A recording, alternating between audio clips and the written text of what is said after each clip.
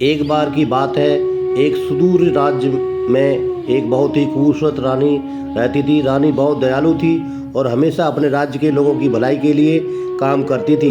लेकिन रानी को एक बात का बहुत दुख होता था, वो ये कि उसके राज्य के लोग बहुत गरीब थे। एक दिन रानी महल से निकलकर राज्य के बाजार में घूमने गई। वहाँ उसने एक छोटे से लड़के को देखा जो बहुत दुखी लग रहा था। लड़के के कपड़े फटे हुए थे और उसके पैरों में जूते नहीं थे। रानी उस लड़के के पास गई और उससे पूछा, बेटा तुम इतने उदास क्यों हो? लड़के ने बताया, मैं बहुत भूखा हूँ रानी माँ, मेरे पास खाने के लिए कुछ भी नहीं है। रानी का दिल पिघल गया।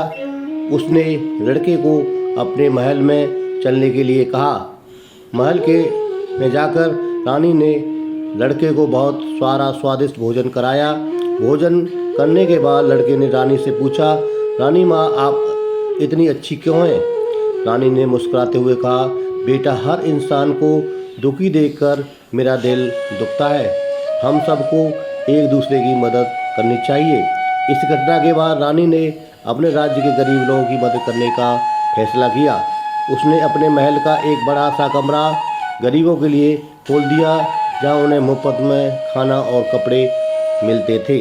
रानी ने अपने राज्य में अनाज के गोदाम भी बनवाए ताकि कोई भी भूखा न सोए।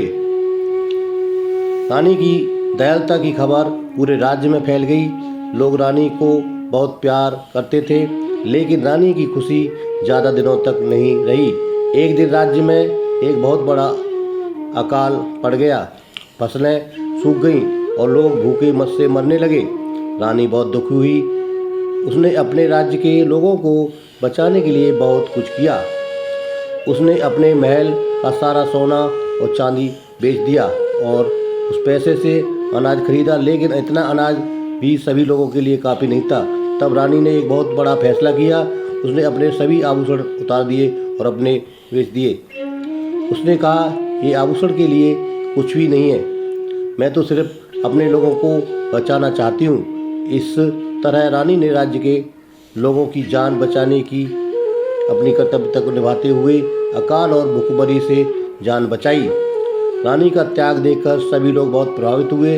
उन्होंने रानी को एक देवी मान लिया। रानी की दयालुता और त्याग की कहानी दूर दूर तक फैल गई।